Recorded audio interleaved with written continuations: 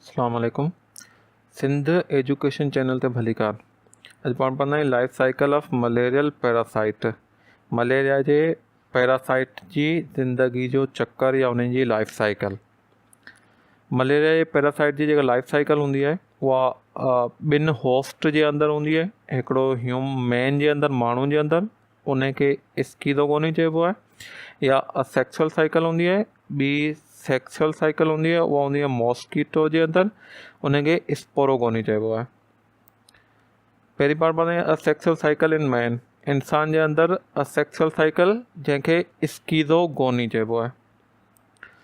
जेका asexual cycle हूंदी आहे मैन जे अंदरि, जंहिंखे स्कीज़ोगोनी चइबो आहे, या फर्दर टिनि सब स्टेजिस में विरहायल हूंदी आहे। पहिरीं हूंदो आहे फेज़ इन जो प्री एरिथ्रोसाइटिक फेज़। एरिथ्रोसाइट चइबो आहे रेड ब्लड सेल खे, इंसान जे रत वारा जेके ॻाढ़ा सेल हूंदा आहिनि उहे, त उन्हनि खां पहिरीं वारो फेज़, प्री मीन्स पहिरीं। हीअ जेको फेज़ हूंदो आहे उहो लिवर सेल जे अंदरि थींदो आहे। उन खां पोइ एरिथ्रोसाइटिक फेज़। हीअ जेको फेज़ हूंदो आहे उहो रेड ब्लड सेल जे अंदरि, रत जे ॻाढ़नि सेल जे अंदरि थींदो आहे।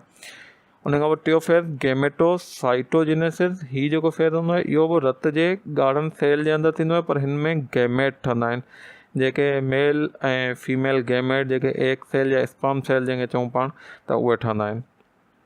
प्री एरिथ्रोसाइटिक फेज़ ही शुरू थींदो आहे जंहिं महिल फीमेल मॉस्कीटो, एनोफिल जेका मॉस्कीटो आहे, एनोफिल मच्छर जी हिकिड़ी क़िस्म आहे जंहिंजी जेका फीमेल मॉस्कीटो हूंदी आहे उहा ब्लड सक कंदी आहे, जेको मेल हूंदो आहे उहो ब्लड सक कोन कंदो आहे। त हीअ जेका जंहिं महिल ब्लड सक कंदी आहे, रत खे चूसींदी आहे, चकंदी आहे, त उन महिल हिन जे अंदरि जेके प्लाज़्मोडियम जी हिकिड़ी जेको स्टेज हूंदो आहे जंहिंखे स्पोरोज़ोइट चइबो आहे, त स्पोरोज़ोइट जेके आहिनि उहे हणण सां गॾु हिन जे वात मञा इंसान जे अंदरि दाख़िल थींदा आहिनि। उन खां पोइ रत जे थ्रू उहे लिवर ताईं पुॼंदा आहिनि, लिवर में पुॼी लिवर सेल जे अंदरि दाख़िल थींदा आहिनि। हाणे हीअ लिवर सेल आहिनि, इन्हनि खे पाण हिते ॿाहिरि कढी ॾेखारियो आहे, आहिनि हीअ लिवर जा सेल। त हाणे हीअ जेके स्पोरोज़ोइट आहिनि लिवर सेल जे अंदरि दाख़िल थींदा। उन खां पोइ हीअ स्पोरोज़ोइट जेके आहिनि उहे हिकिड़नि सेल में कन्वर्ट थींदा जंहिंखे स्कीज़ोन चइबो आहे। स्कीज़ वर्ड जो मतिलबु हूंदो आहे स्प्लिट, टुटणु, विरहाइजणु। त हीअ जेके स्कीज़ोन आहिनि हीअ उहो स्टेज हूंदो आहे जेको हाणे टुटण वारो आहे। हीअ हिकिड़ो जेको सेल आहे उहो काफ़ी सारनि नंढनि ॿियनि सेल में असेक्सुअली विरहाइबो, हिकिड़ो सेल काफ़ी सारा नंढनि सेल में टुटंदो। त इहे जेके स्कीज़ोन आहिनि इहे फर्दर नंढनि सेल में टुटंदा जिनखे मीरोज़ोइट चइबो आहे।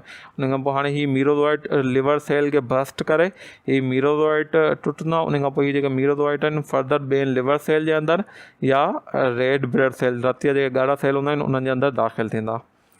हाणे फेज़ अचे थो एरिथ्रोसाइटिक फेज़। पाण पढ़ियो त लिवर सेल जे अंदरि लिवर सेल खे बस्ट करे मीरोज़ोइट रिलीज़ थिया। हिननि मीरोज़ोइट खे एक्ज़ो एरिथ्रोसाइटिक मीरोज़ोइट चइबो आहे।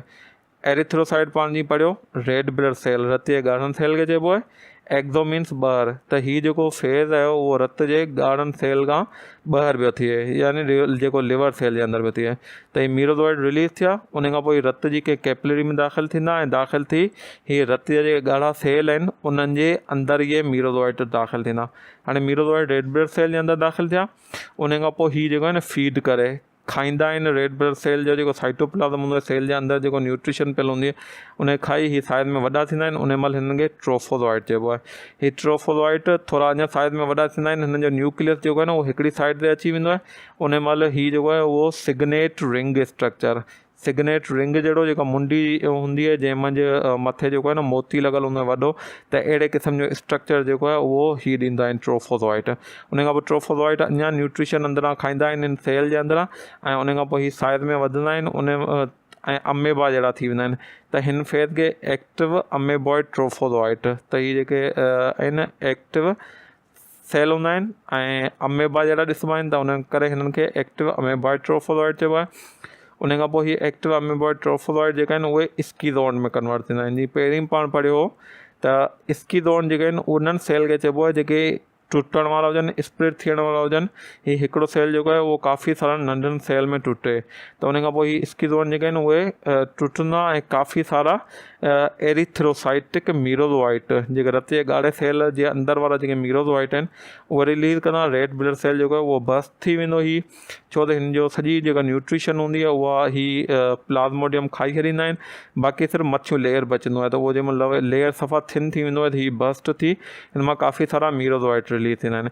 त इहे जेके मीरोज़ोइट आहिनि इहे फर्दर वरी ॿिए रत जे ॻाढ़े सेल में वेंदा, हीअ साइकिल जेको आहे उहो रिपीट थींदो।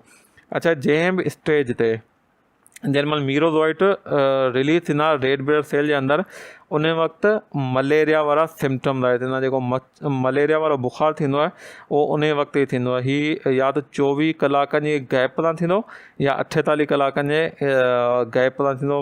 बुख़ारु अचण खां पोइ वरी 48 कलाकनि खां पोइ ॿियो बुख़ारु ईंदो, छो त 48 कलाकनि खां पोइ जेको आहे उहो वरी हीअ रेड ब्लड सेल बस्ट थींदा आहिनि। हीअ जेको प्लाज़्मोडियम आहे उहो पंहिंजो साइकिल पूरो कंदो आहे, जंहिंमें तेज़ बुख़ारु आहे ऐं उन खां सवाइ मथे जो सूरु आहे, उल्टी वग़ैरह आहे ऐं जंहिंमां बुख़ारु लहंदो आहे उन खां पोइ जाम पघर जो अचणु, इहे सभु जेको आहिनि सो मलेरिया जा सिम्पटम आहिनि। बुख़ारु जेको आहे हिन जो तक़रीबन 105 डिग्री फ़ारेनहाइट ताईं, जेको 40 खां 41 डिग्री सेल्सियस ताईं जेको थींदो, त एतिरो जेको आहे हिन में तेज़ बुख़ारु ईंदो आहे मलेरिया जो।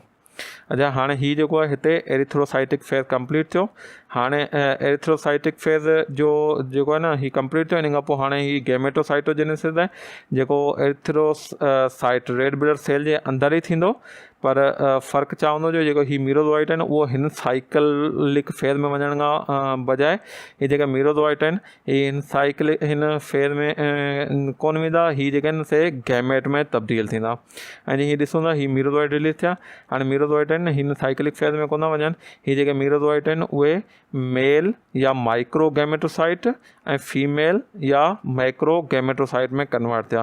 हीअ जेको फीमेल गैमेटोसाइट हूंदो आहे उहो वॾो हूंदो आहे साइज़ में, जेको मेल वारो हूंदो आहे उहो नंढो हूंदो आहे। हाणे हिते जेको आहे सो असेक्सुअल साइकिल कंप्लीट थी।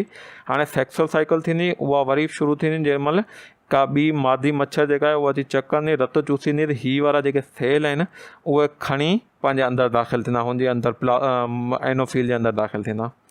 ऐं सेक्सुअल साइकिल आहे मॉस्किटो जे अंदरि, जंहिंखे स्पोरोगोनी चइबो आहे। इन फर्दर सब फेज़िस में विरहायल जेके सब स्टेजिस, हिकिड़ो गैमेटोगोनी, फर्टिलाइज़ेशन, स्पोरोगोनी।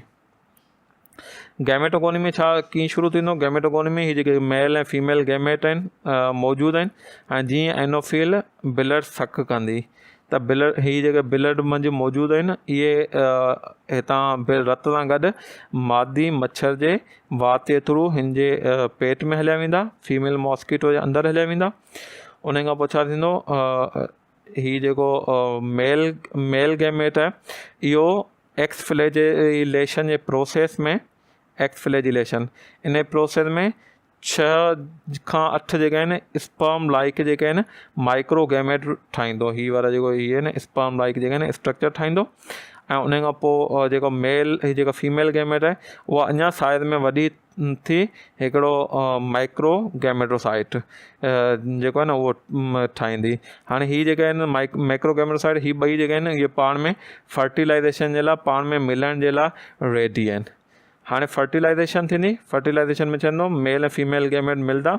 उन खां पोइ जेको हीअ ज़ाइगोट ठहंदो, ज़ाइगोट जेको आहे जंहिं प्रोसेस जे थ्रू ठहंदो उनखे सेनगेमी चइबो आहे। सेनगेमी मतिलबु ॿिनि सेल जो मिलणु।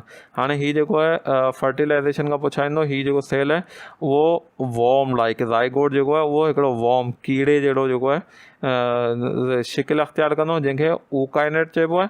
ऊकाइनेट छा कंदो, पेनिट्रेट कंदो जेका मादी मच्छर हूंदी आहे उनजी स्टोमक वाल जे अंदरि ऐं ऊसिस्ट में कन्वर्ट थींदो। हीअ राउंड जेको मास आहे ईअं ऊसिस्ट।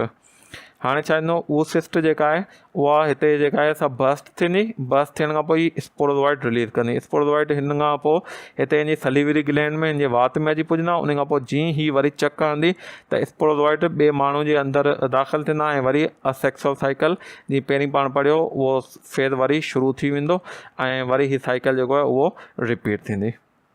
अल्लाह हाफ़िज़। वधीक वीडियोज़ ॾिसण जे लाइ सिंध एजुकेशन चैनल ज़रूरु सब्सक्राइब कंदा। महिरबानी।